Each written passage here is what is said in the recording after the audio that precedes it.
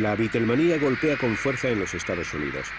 Con el lema sexo, drogas y rock and roll, los 60 hacen tambalearse los valores estadounidenses. La ética laboral, el servicio militar, incluso los valores familiares corren peligro. La Guerra Fría sigue su curso, pero para una generación ha llegado el momento de hacer el amor y no la guerra.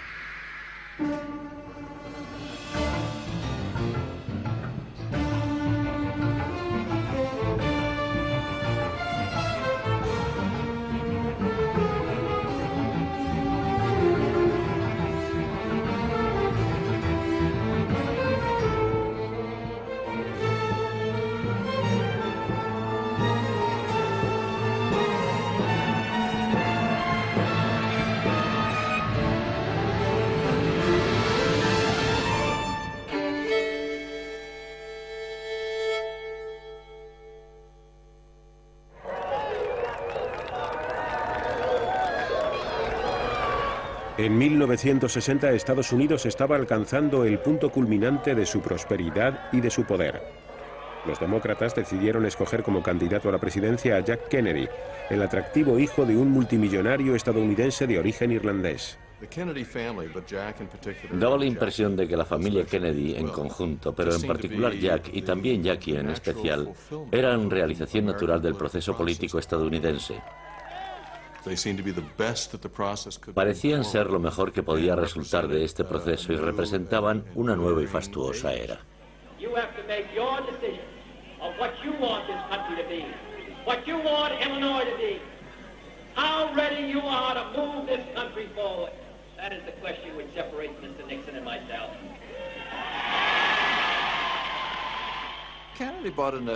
Kennedy aportó una cierta vitalidad y juventud después de los años de letargo que duró el gobierno de Eisenhower, y en cierto modo parecía simbolizar esa pasión juvenil.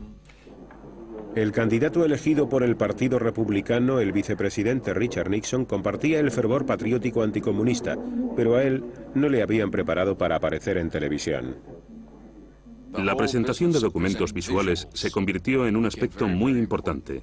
Y la familia Kennedy invirtió en ellos miles de dólares, equipó un autobús y, por si esto fuera poco, entre sus colaboradores había un equipo de rodaje que se desplazaba a donde quiera que tuviera que aparecer John Kennedy para filmarle.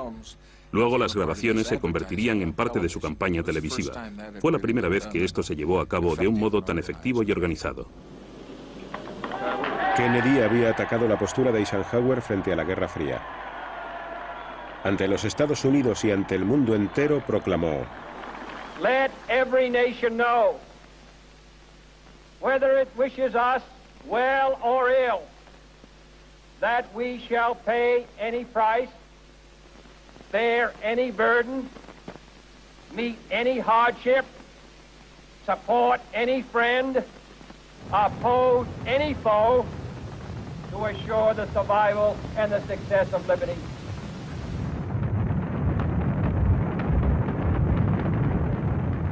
Kennedy incrementó el presupuesto destinado al ejército. Los contratos para defensa proporcionaron al complejo de la industria militar una fuerza y una riqueza sin parangón, que a su vez se tradujo en más puestos de trabajo. La Guerra Fría era la más noble de las empresas y se adecuaba perfectamente a la necesidad de tecnólogos como yo mismo y a la necesidad de programas subvencionados por el gobierno que se opusieran a los avances soviéticos.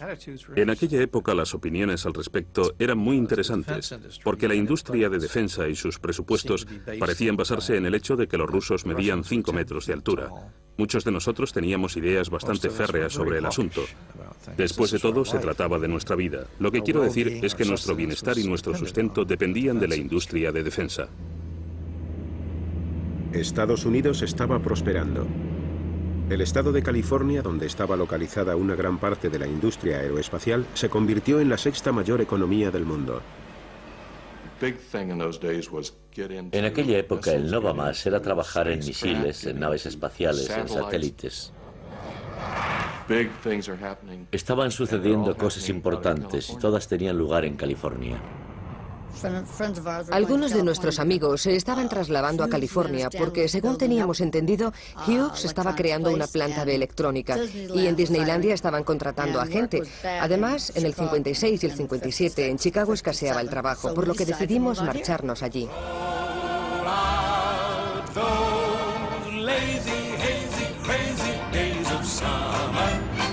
Those days of soda and pretzels and beer. Roll out those lazy, hazy, crazy days of summer.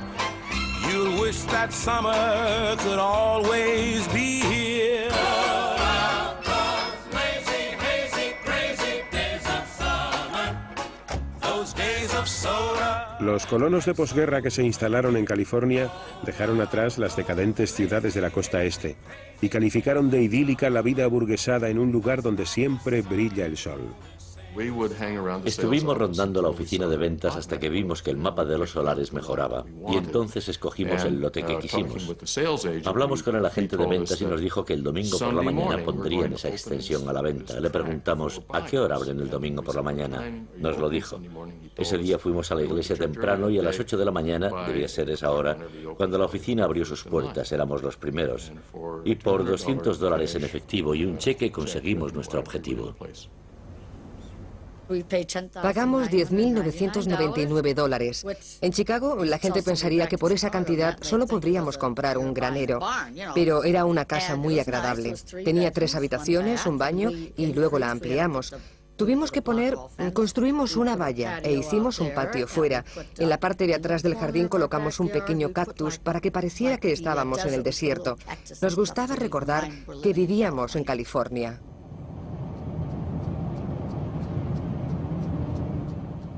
Pero no todos los estadounidenses podían disfrutar de la buena vida.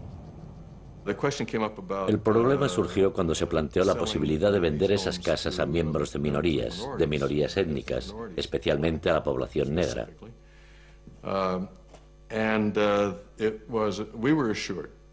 Y nos aseguraron que no tendríamos que preocuparnos por la posibilidad de que esto sucediera. Esas propiedades simplemente no se vendían a personas de color.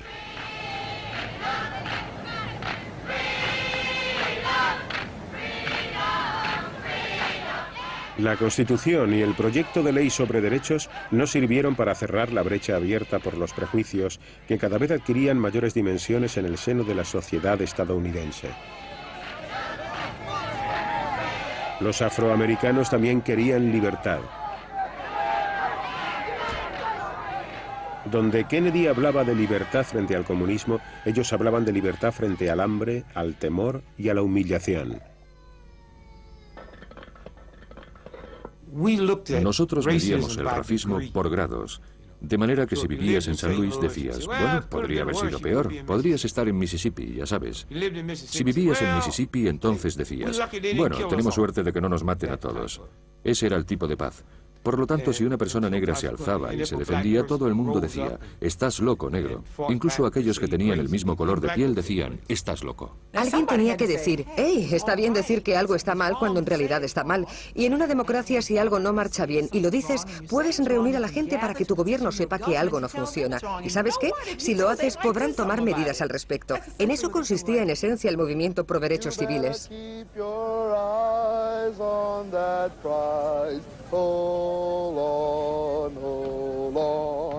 En muchos estados del sur, la ley prohibía que negros y blancos viajaran juntos, comieran juntos e incluso que fueran a las mismas escuelas.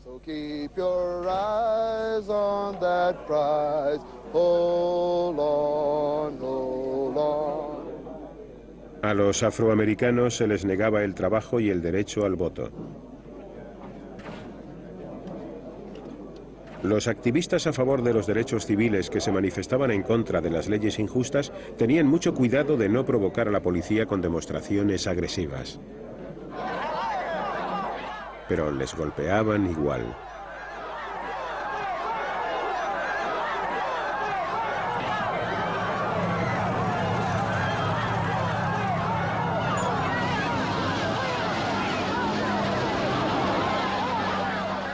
No era la primera vez que blancos armados asaltaban a negros desarmados, pero en esta ocasión lo hicieron ante las cámaras de televisión. La discriminación hacia los negros dañaba la credibilidad de Estados Unidos como campeón de la libertad en la Guerra Fría. El secretario de Justicia Bobby Kennedy instó a su hermano Jack para que respaldara el movimiento de los derechos civiles, pero Kennedy era consciente de que necesitaba los votos de los sureños de raza blanca, por lo que le resultaba muy difícil comprometerse con la causa.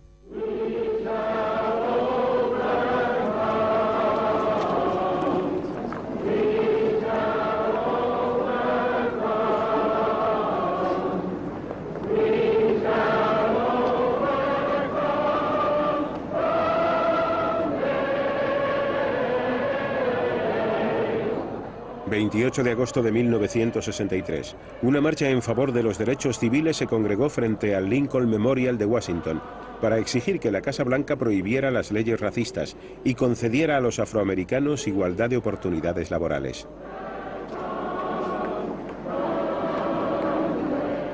Unas 250.000 personas acudieron a escuchar a un ministro baptista del sur de 34 años. Let freedom ring, and if America is to be a great nation, this must become true. So let freedom ring.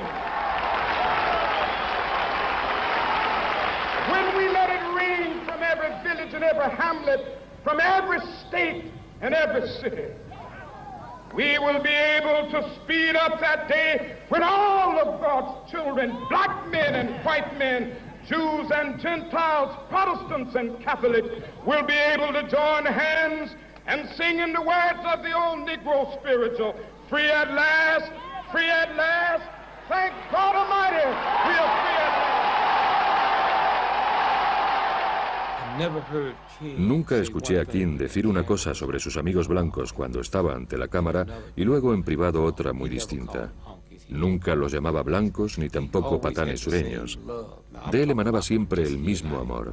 Un día estábamos charlando en una habitación y yo estaba despotricando contra ellos y decía todo lo que se me pasaba por la cabeza, pero él nunca abandonó esa forma de ser llena de amor.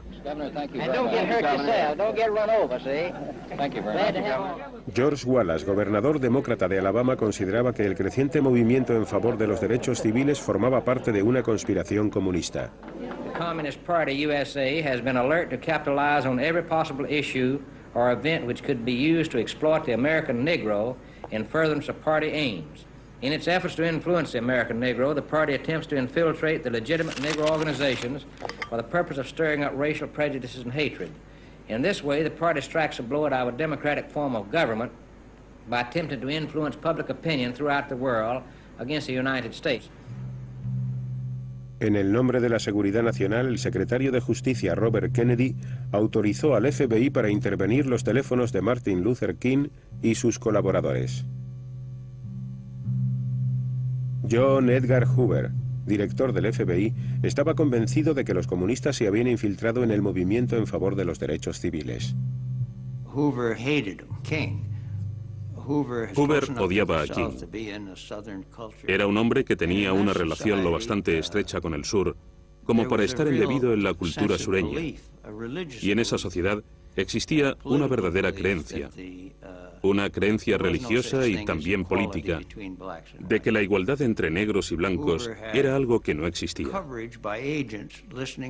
Los agentes que permanecían a la escucha las 24 horas del día informaban constantemente a Hoover sobre cualquier novedad. Rumoreamos y aprendimos cosas de su vida personal, pero no teníamos pruebas para demostrar que King era comunista. En los preparativos para la campaña electoral de 1964, el presidente Kennedy, acompañado de su esposa, realizó una visita oficial a Dallas. Allí encontraría la muerte.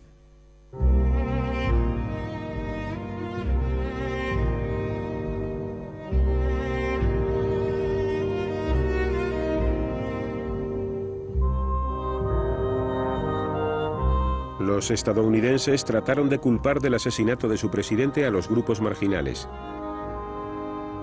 Temían que la muerte de Kennedy pudiera desencadenar un ataque comunista sobre los Estados Unidos. This is a sad time for all people. We have suffered a loss that cannot be weighed. For me, it is a deep personal tragedy. La misma noche del 22 de noviembre de 1963, en la que Johnson fue nombrado presidente, cuando regresó de Dallas, yo era una de las 3 personas que se encontraban en su habitación. Y esa noche me enteré de que había comenzado a esbozar la gran sociedad y quería poner en práctica su proyecto. Ahora que tengo el poder, mi intención es utilizarlo, dijo. This administration today, here and now, declares unconditional war on poverty in America.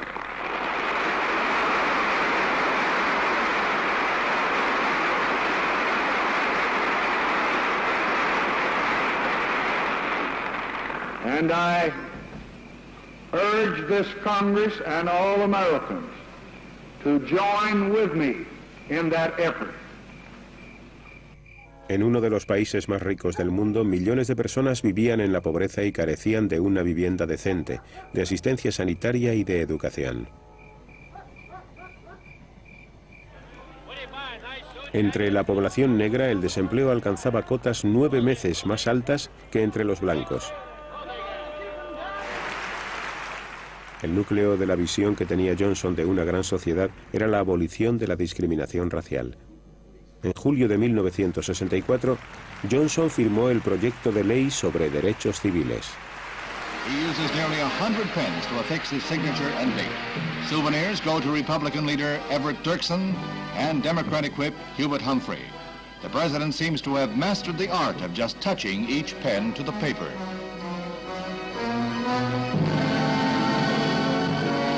Integration leader Martin Luther King receives his pen, a gift he said he would cherish. Attention all bases, attention all bases. This is Iron Hand, this is Iron Hand. This is a SAC alert. El almacenamiento de armamento militar para la Guerra Fría continuaba. Los Estados Unidos siguieron en alerta máxima ante el temor de que se produjera un ataque soviético.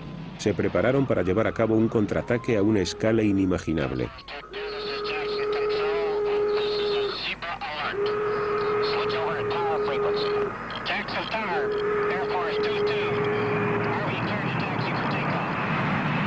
Una minoría cada vez más numerosa comenzaba a cuestionarse el coste y el efecto de estas medidas en la vida estadounidense. Tenían la soberbia de realizar inversiones de billones y trillones de dólares, de gastarse trillones de dólares en materiales para la guerra, los servicios secretos y los incentivos. Tenían la soberbia de admitir una conspiración silenciosa en torno a lo que se suponía era una nación democrática.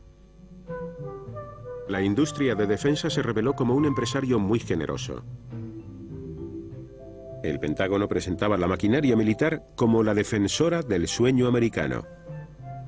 The day begins and gives new meaning to the words of Walt Whitman. Everything comes out of the people. Everyday people.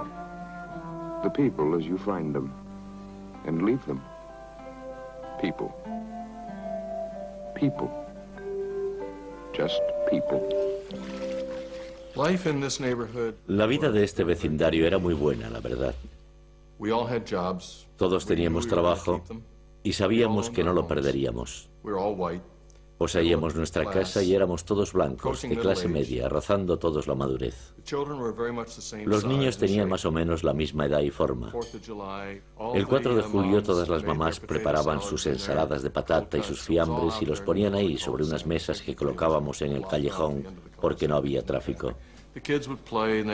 Los niños jugaban con sus triciclos y serpentinas y todo estaba decorado.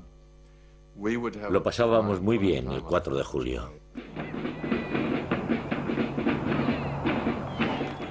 En 1964, Johnson se encontraba en plena campaña electoral para acceder a la presidencia y así poder construir su gran sociedad. Su oponente republicano era el senador Barry Goldwater, de Arizona, que votó en contra de la aprobación del proyecto de ley sobre derechos civiles. Goldwater prometió mantenerse firme contra los soviéticos y denunció la gran sociedad de Johnson porque, según él, tenía tintes socialistas. The message of our campaign is clear. It's this: stop the spread of socialism at home and communism abroad. El pueblo estadounidense necesitaba algo más convincente. Goldwater sufrió una aplastante derrota. En el campus de la Universidad de Berkeley florecía la discordia. En Berkeley había una gran tradición que se remontaba a muchos años atrás y que consistía en distribuir literatura, hacer discursos políticos y montar mesas para promocionar los grupos políticos de los alumnos en los terrenos del campus. Pero se publicó un mandato que ordenaba el cese de estas actividades. Los estudiantes comenzaron a poner en práctica técnicas que tomaron prestadas del movimiento para los derechos civiles y organizaron huelgas y sentadas.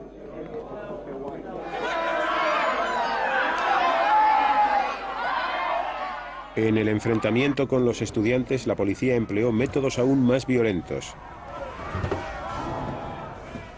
La prensa y el público cada vez sentían menos simpatía por ellos. Algunos miembros de los servicios de prensa dijeron que el 49% de nosotros éramos comunistas, y a veces veías gente que llevaba distintivos en los que rezaba «formo parte de ese 49%». Y esto era un problema muy grave. Fue un punto crucial porque a mí me aterrorizaba que me llamaran comunista. Era algo que me asustaba porque yo quería trabajar como profesora en una escuela pública, y ser tachada de comunista podía acabar con mi carrera. Eso y ponerme una de esas insignias o cantar algunas de las canciones que habíamos compuesto, como esa que decía «Hay 5.000 estudiantes en la plaza, los micrófonos suenan, están hablando a la multitud». Estoy segura de que según las reglas esto no está permitido, pero yo no hubiera podido articular ni una sola palabra de esta canción porque me aterrorizaba la posibilidad de que me tacharan de comunista.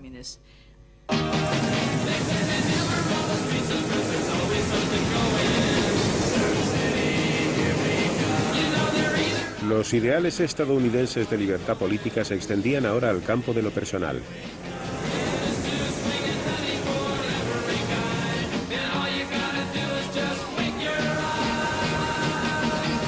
La búsqueda de la felicidad parecía incompleta sin el ejercicio de las libertades sexuales. El sistema de libre empresa recompensaba generosamente la hábil comercialización de las fantasías sexuales. Good evening. My name is Vera, and I'm going to be your bunny tonight. La filosofía que siempre, con la que crecí y que he defendido en la serie editorial, era realmente la de la libertad personal, la libertad política y la libertad económica. La noción de que nosotros somos dueños de nuestras mentes y cuerpos, y de que todas las acciones de la Iglesia o del Estado que traten de limitar nuestra libertad son inapropiadas e inconsistentes en una sociedad pluralista como la que se supone que hay en los Estados Unidos. La gente decía que no tenía por qué haber nada malo en practicar el sexo antes del matrimonio. Los estudiantes podían conseguir la píldora para el control de natalidad en los servicios sociales para estudiantes, y la mayoría de las mujeres que yo conocía la utilizaban. Estábamos de acuerdo con los hombres en que el sexo premarital no era algo malo que nos llevaría a la condenación después de la muerte. Por otro lado, había un montón de tipos de esos de ámalas y déjalas. Entonces, ¿cuáles eran exactamente las reglas del juego? Fue una época muy dura para las mujeres. Los hombres norteamericanos seguían marchando a la guerra.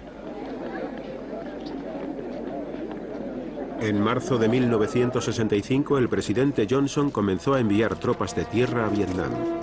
Inside the Army base at Oakland, California, a scene reminiscent of the recent past.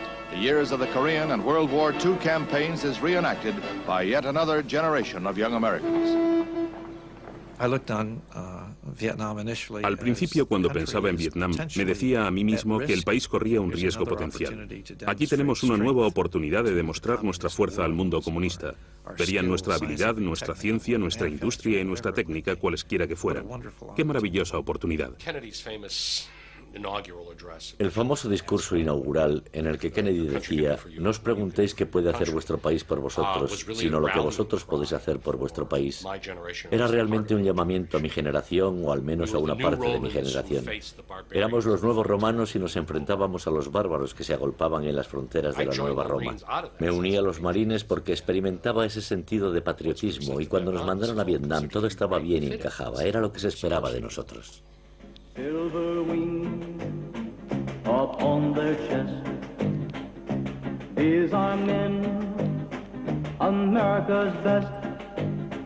100 men. A pesar de que se enviaron más efectivos de los previstos, la guerra de Johnson en Vietnam contaba con el apoyo del pueblo.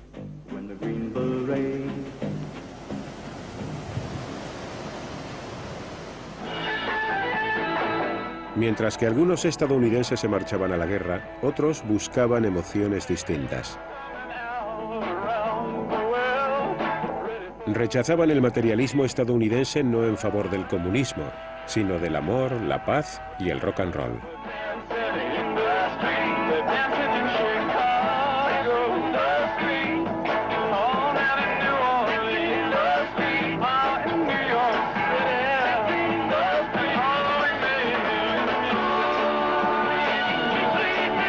Por todo el país, jóvenes que ya estaban en edad de ser llamados a filas se limitaban a colocarse y a dormir, convirtiéndose así en unos marginados.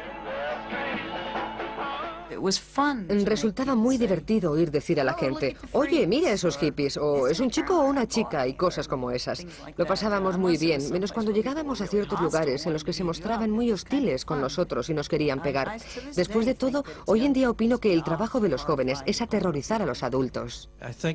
Creo que la primera reacción de la mayor parte de nosotros, veteranos que trabajábamos muy duro para sacar adelante una familia, era absolutamente opuesta a la de una generación a la que todo le importaba un pimiento.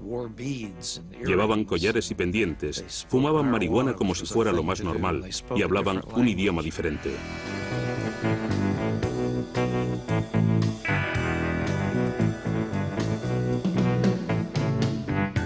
Estos jóvenes estadounidenses rechazaban la ética laboral y la monogamia en favor de la espontaneidad, la sensualidad y las drogas psicodélicas. Teníamos conciencia cósmica, nos creíamos Dios y lo comprendíamos todo. Y rápidamente comencé a perder la paciencia con el resto del mundo, que aún seguía tomando parte en guerras y haciendo cosas estúpidas. Por lo general, los chicos de las flores iban a su aire. La policía, que se vio obligada a desempeñar el papel de padre severo, casi nunca sabía cómo reaccionar. Yo estaba totalmente convencida de que la revolución tendría lugar y no sería necesariamente una revolución de sangre y armas. En tan poco tiempo me resultaría difícil decir lo que yo pensaba que iba a ocurrir. Lo único que sé es que me complacía decir, al tiempo que nacen muchos de nosotros, otros muchos de ellos mueren. Creía que lo único que teníamos que hacer era enseñarles y entonces se darían cuenta, oh sí, es mejor vivir de esta manera, esto es mucho mejor que la guerra. La inmensa mayoría de los estadounidenses rechazaba la nueva contracultura de los jóvenes. La estrella de Hollywood, Ronald Reagan, acababa de ser nombrado gobernador republicano de California.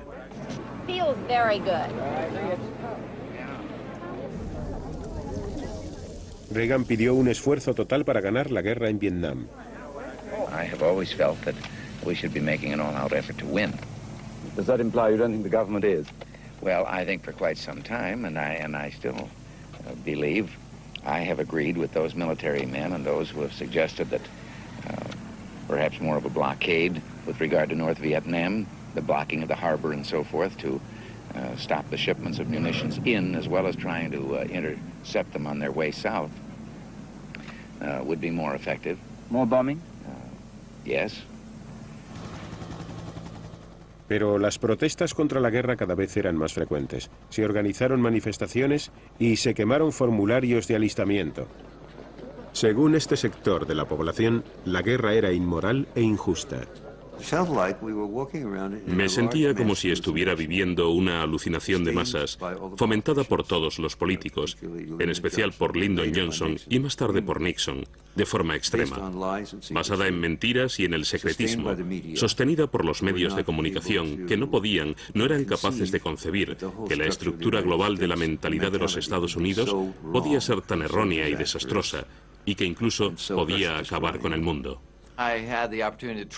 Tuve la oportunidad de viajar a Vietnam y ver con mis propios ojos algunas de las cosas que iban mal, y estudié y leí mucho sobre ello.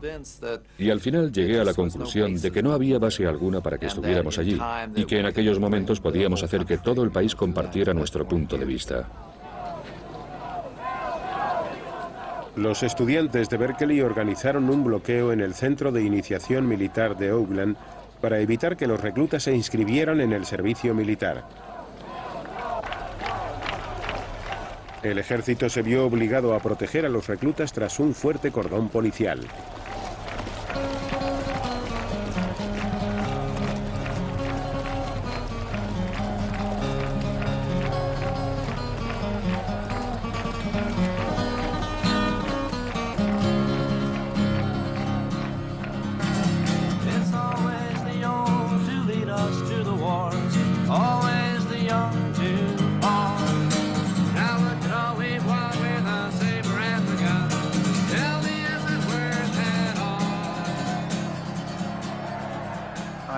Recuerdo la primera vez que me gasearon. La verdad es que no fue muy divertido. Era típico que las líneas policiales estuvieran ahí y las de los estudiantes enfrente. Entonces tuvo lugar una especie de tira y afloja ritual. Y luego esos muchachos sacaron unos botes de spray y nos rociaron con ellos. Y de repente creímos que nos habíamos quedado ciegos. Era una ceguera temporal, pero en esos momentos no sabíamos qué demonios estaba pasando, porque era algo que nunca antes habíamos experimentado. Y aunque los efectos de los gases son temporales, no lo sabíamos. Así que no teníamos ni idea de qué demonios estaba pasando. Call it peace or call it treason, call it love or call it reason, but I ain't marching anymore. I ain't marching anymore.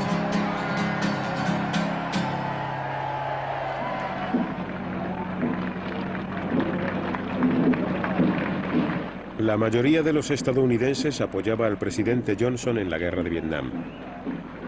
Algunos consideraban que quienes se manifestaban en contra eran poco menos que traidores. 99% of the people in this country are terrific Americans and disagree entirely with flag burnings, carrying enemy colors, giving medical supplies to the enemy, etc. Muchos de ellos no entendían por qué Johnson no utilizaba más potencia de fuego para terminar la guerra. Pero el presidente no quería arriesgarse a desencadenar un conflicto de mayores dimensiones. La única motivación de Johnson era tratar de salir de allí, o como dirían en Texas, sacar el culo de esta guerra. Pero no sabía cómo. No podía limitarse a rendirse y retirar a los soldados de manera unilateral, porque entonces el enemigo hubiera dicho: tú, cobarde gallina, eres una vergüenza para la nación de los Estados Unidos y estás escupiendo en su bandera porque has echado a correr con el rabo entre las piernas.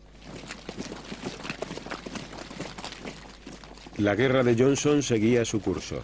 A finales de 1967 ya había 500.000 de soldados estadounidenses en Vietnam.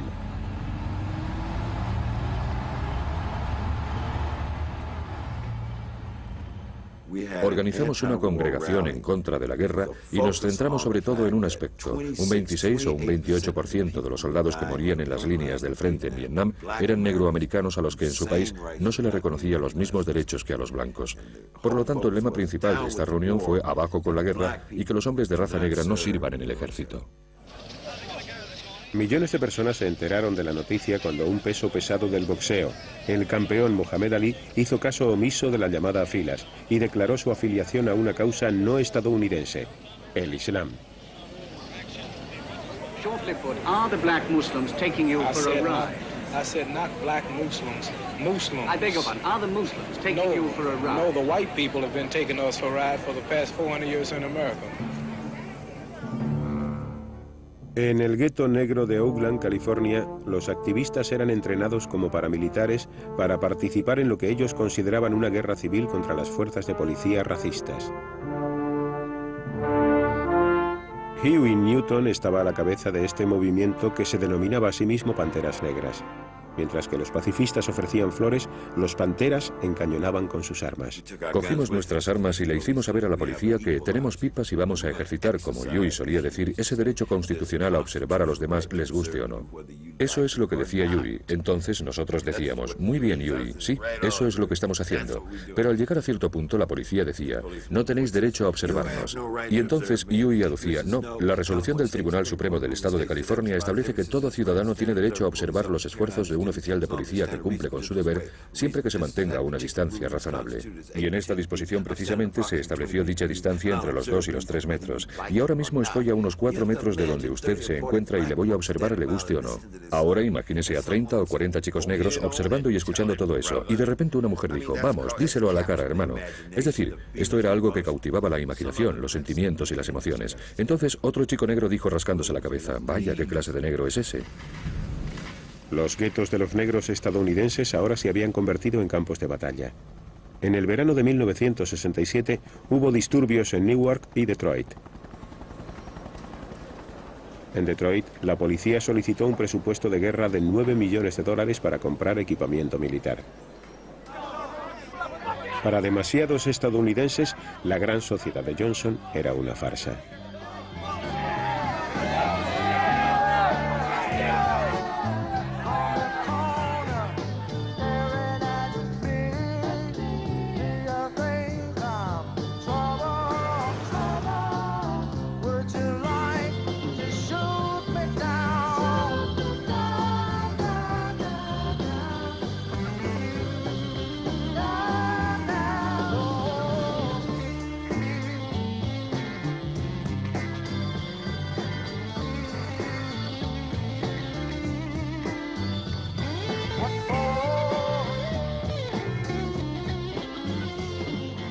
En marzo de 1968, puesto que la guerra en Vietnam y el conflicto en casa continuaban, Johnson tiró la toalla. Declaró que no se presentaría a un segundo mandato como presidente. Martin Luther King aún seguía persiguiendo su sueño. So I'm happy tonight. I'm not worried about anything. I'm not fearing any man. Mine eyes have seen the glory of the coming of the Lord. La noche siguiente, un pistolero blanco asesinó a Martin Luther King.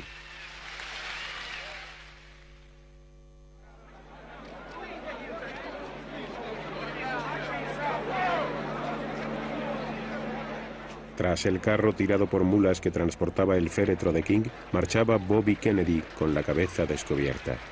Mostraba su gran pena y a la vez hacía campaña para convertirse en el próximo candidato demócrata a la presidencia. The country wants to move in a different direction. We want to deal with our own problems within our own country, and we want peace in Vietnam. Bobby Kennedy ganó las primarias en California. Su compañero y rival Eugene McCarthy también abogaba por la paz. Los partidarios de McCarthy, que en esos momentos estaban viendo la televisión, fueron testigos de cómo una bala acababa con la vida de otro miembro de la familia Kennedy.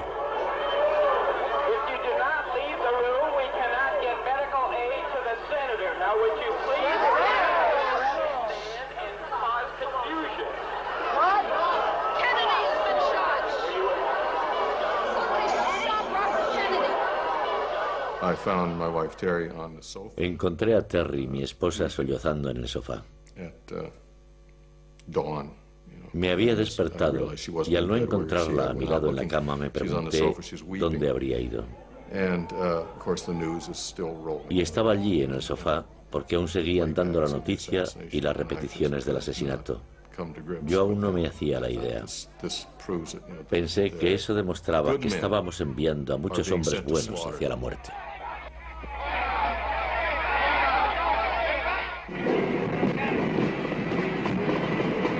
Agosto de 1968. El delegado del Partido Demócrata llega a Washington para tomar parte en la convención en la que se designaría al candidato para las elecciones presidenciales de noviembre. El asunto más candente era la guerra en Vietnam. El vicepresidente Hubert Humphrey venció y fue elegido como candidato.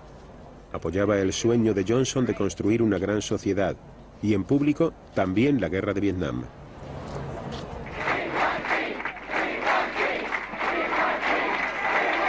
La facción contraria a la guerra del Partido Demócrata depositó todas sus esperanzas en el senador Eugene McCarthy de Minnesota. Cuando me presenté en el cuartel general situado en el hotel, los miembros del servicio secreto me dijeron: en esta sala no hay micrófonos, aquí puede decir lo que quiera, pero no hable por teléfono porque lo han intervenido, sabemos. Las autoridades estaban nerviosas. Se esperaba que unas 100.000 personas se manifestaran en Chicago en contra de la guerra.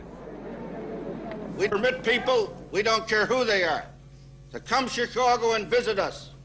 And we will permit people to carry on their rights as American citizens, to petition and demonstrate. But there's no person, any place, anywhere, or any thousands of them that will come to Chicago and take over our streets, our convention, or our city. The present-day politicians and their armies of automatons have selfishly robbed us of our birthright. The evilness they stand for will go unchallenged no longer. Political pigs, your days are numbered. We are the second American Revolution. We are winning. Yippee! Los manifestantes se reunieron en los parques de la ciudad con el fin de prepararse para marchar sobre el Congreso.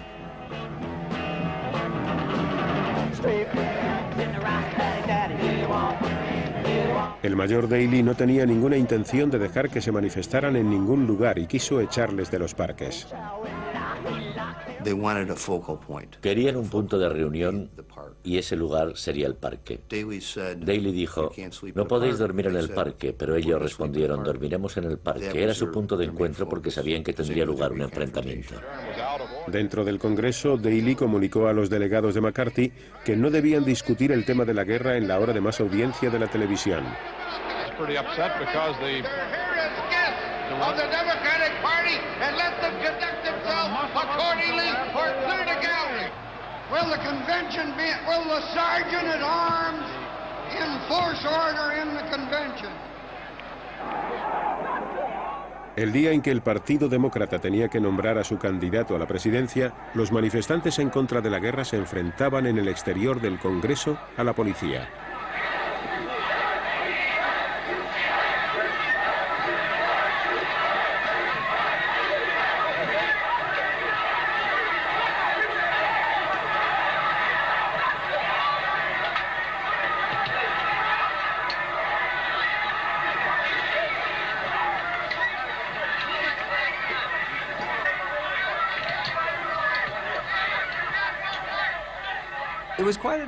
La verdad es que fue toda una experiencia tener a, no sé exactamente si eran 40 o 50 policías gritando, hay que matar a Davis, y detrás de ellos había muchos más.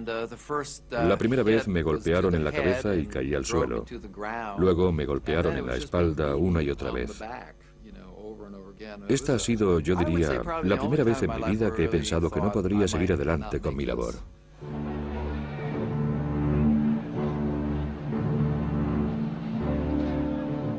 Mientras la convención del Partido Demócrata cerraba filas en torno a Humphrey, los pacifistas hacían su último intento para irrumpir en el Congreso. La policía estaba esperándolos dentro, a ellos y a cualquier persona que estuviera en la calle en ese momento.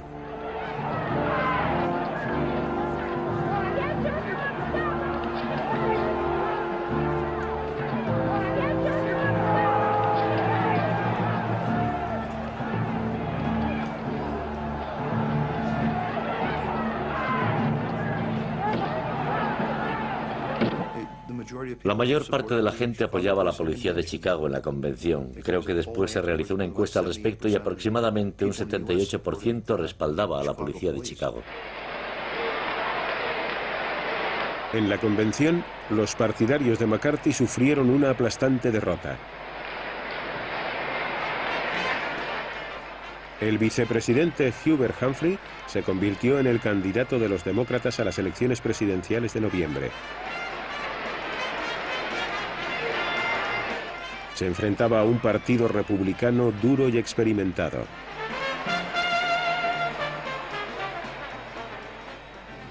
When the strongest nation in the world can be tied down for 4 years in a war in Vietnam with no end in sight, when the richest nation in the world can't manage its own economy, when the nation with the greatest tradition of the rule of law is plagued by unprecedented lawlessness, when a nation has been known for a century for equality of opportunity is torn by unprecedented racial violence, and when the President of the United States cannot travel abroad or to any major city at home without fear of a hostile demonstration, then it's time for new leadership for the United States of America.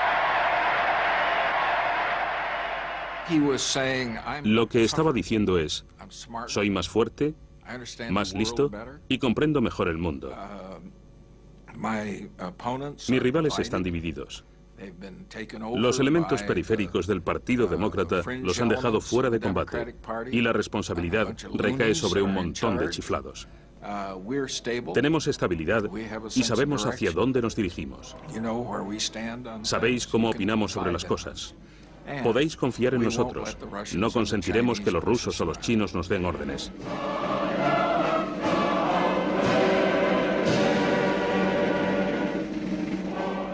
Richard Nixon resultó vencedor por un estrecho margen inferior al 1% de los votos.